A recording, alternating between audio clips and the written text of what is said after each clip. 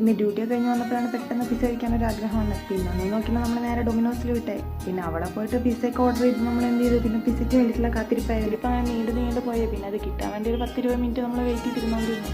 പിന്നെ ഞാൻ ഓർഡർ ചെയ്ത് കഴിച്ചിട്ടുണ്ടെന്നല്ലാതെ അവിടെ പോയി കഴിക്കുന്ന ഫസ്റ്റ് ടൈമാണ്. പിന്നെ ഫ്രണ്ട്സ് എല്ലാവരും കൂടി പോകുമ്പോൾ പിന്നെ പറയാമല്ലോ, അത് അടിപൊളി തന്നെ ആയിരിക്കില്ലേ. അങ്ങനെ അതുകൂടി എക്സ്പീരിയൻസ് ചെയ്യാൻ പറഞ്ഞിട്ട് നമ്മൾ പോയത്. അങ്ങനെ നമ്മുടെ കാത്തിരിപ്പിനൊടുവിൽ നമ്മളെ സാധനം, നമ്മൾ ഓർഡർ ചെയ്ത സാധനം എത്തി. നമ്മൾ ഓർഡർ ചെയ്തത് ചിക്കൻ സോസേജ് ആയിരുന്നേ. അങ്ങനെ നമ്മൾ എന്തായാലും ഓരോ പീസ് എടുത്ത് നമ്മൾ ടേസ്റ്റ് ചെയ്ത് നോക്കി.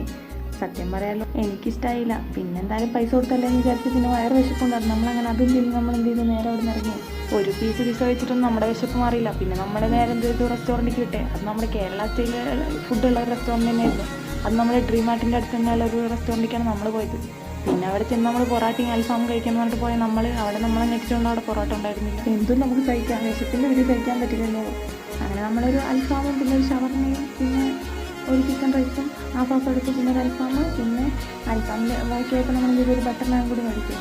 അങ്ങനെ ഇതെല്ലാം നമ്മുടെ വയറൊക്കെ ഫുള്ളായി. നമ്മൾ നേരെ കുറച്ച് ഷോപ്പിംഗ് കൂടി ചെയ്യുന്ന പറഞ്ഞിട്ട് നമ്മൾ നേരെ അവിടെ ഡിമാർട്ട് പോയി. പിന്നെ അവിടെ കുറച്ച് പർച്ചേസൊക്കെ കഴിഞ്ഞ് നമ്മൾ നേരെ തിരിച്ചു. അപ്പോൾ ഇന്നത്തേക്ക് പ്രശ്നമില്ല. വീഡിയോ ഇഷ്ടമായ സപ്പോർട്ട് സബ്സ്ക്രൈബ് ചെയ്യണം.